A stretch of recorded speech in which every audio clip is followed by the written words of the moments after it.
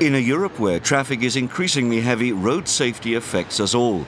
To remind us of that, from now on there's going to be a European Road Safety Day every year. The aim is to invest as much energy as possible in reducing the death toll from road accidents throughout the European Union. On a voulu se donner un premier objectif, c'est sauver au moins 25 000 vies d'ici 2010. Où en sommes-nous en 2007? Nous en avons pratiquement sauvé 12 000. Nous ne sommes pas encore arrivés au chiffre de 25 000. Donc il faut redoubler nos efforts. On the upside, the number of lives saved every year since 2001 has gone up markedly in line with forecasts. In 2006, 12,000 lives were saved. On the downside, even if the number of victims is lower, there are still nearly 38,000 people killed on Europe's roads each year. Some countries have a death toll 3 times higher than others. So how realistically can the target of saving 25,000 lives a year be achieved?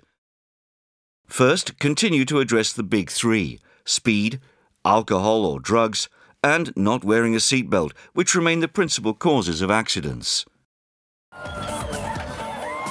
Although behaviour is changing, the battle is far from won.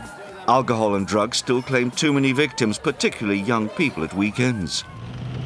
There are still a lot of parents who don't keep an eye on their children to make sure they always wear a seatbelt.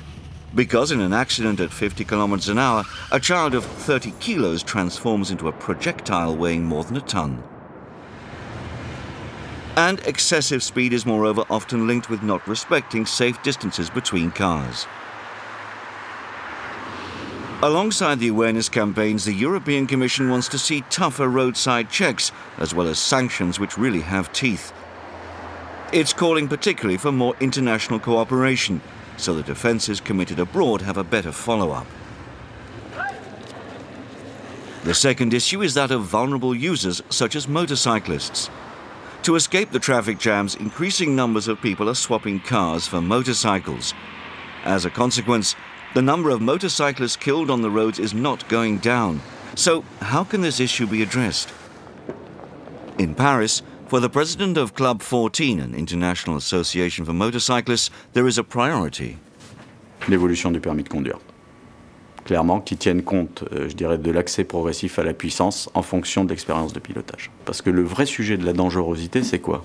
C'est un jeune qui, par exemple, vient d'avoir son permis de conduire et s'achète une hypersportive. On ne peut pas conduire une machine hypersportive si on vient d'avoir son permis de conduire. Par contre, on est capable d'y accéder, on est vraiment capable d'y accéder si on a eu une certaine expérience de conduite.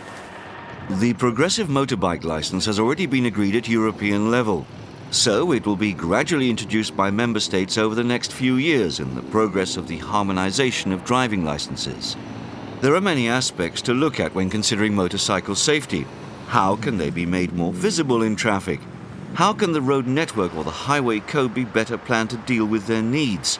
But that doesn't escape the fact that it's the motorcyclists themselves who are first and foremost responsible for their own protection. Un motard, par essence, il n'a pas de carrosserie. La moto n'a pas de carrosserie. Donc c'est l'équipement du motard qui fait qu'aussi on limite le nombre de tués. Et en Allemagne, tous les gens sont équipés de cuir, sont équipés de bottes, sont équipés de casques, sont équipés de gants. À l'inverse, dans certains pays méridionaux, dans lesquels on peut mettre la France, mais également peut-être l'Italie, il y a des zones sur lesquelles, malheureusement, vous trouvez des gens qui font de la moto en short. Et ça, malheureusement, ça existe. Other safety factors are the road infrastructure and the vehicles themselves. Both are constantly improving. The simple replacement of road intersections with roundabouts reduces the risk of serious accidents. But there are still large numbers of black spots. So the Commission is also proposing a mandatory safety audit of all known danger areas. On the manufacturing side, there's been undeniable progress. New developments include the fact that ABS must soon be fitted on all road motorbikes, while for cars the next revolution is ESC, Electronic Stability Control. A system offered by many manufacturers, but which should be used more widely, even in small cars. It corrects the speed on the wheels, and it helps you to stay inside the turn. It basically corrects your error. When you are coming into a turn in a speed which is inappropriate. That's basically what it is. The car of the future will offer more and more of this sort of technology for avoiding accidents. But drivers need to invest more in this security system rather than in purely aesthetic or comfort options.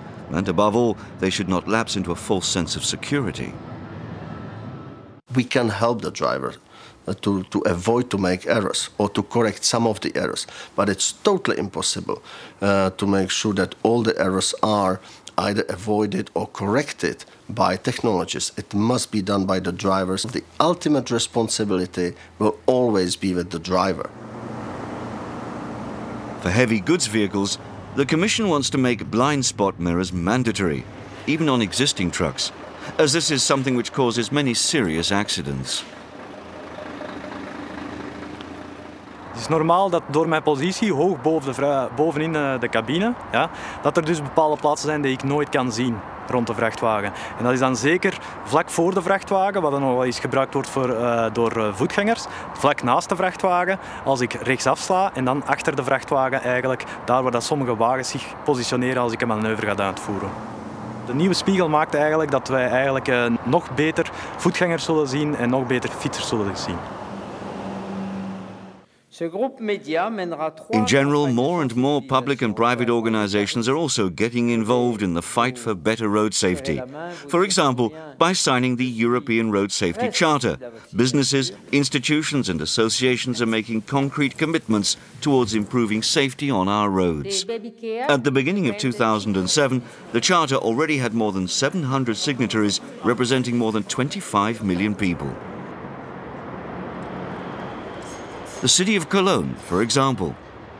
It's carrying out an awareness campaign for young people, school children and the elderly, while also making road safety a common theme in all its urban planning. Deswegen haben wir hier in Köln auch ein sogenanntes Verkehrssicherheitsaudit eingeführt. Das heißt, jede Planung, die von uns erstellt wird oder von Ingenieurbüros erstellt wird, durchläuft ein sogenanntes Verkehrssicherheitsaudit, wo die Planung überprüft wird auf ihre Qualität bezüglich der Verkehrssicherheit. Cologne is planning to install speed bumps in all areas around schools and introduce 150 more 30-kilometer zones over the next 3 years. So safer roads are possible. But saving 25,000 lives every year doesn't just happen through tough legislation. What's needed most of all is a profound change of mentality and for everyone to get involved, because after all, road safety is everybody's business.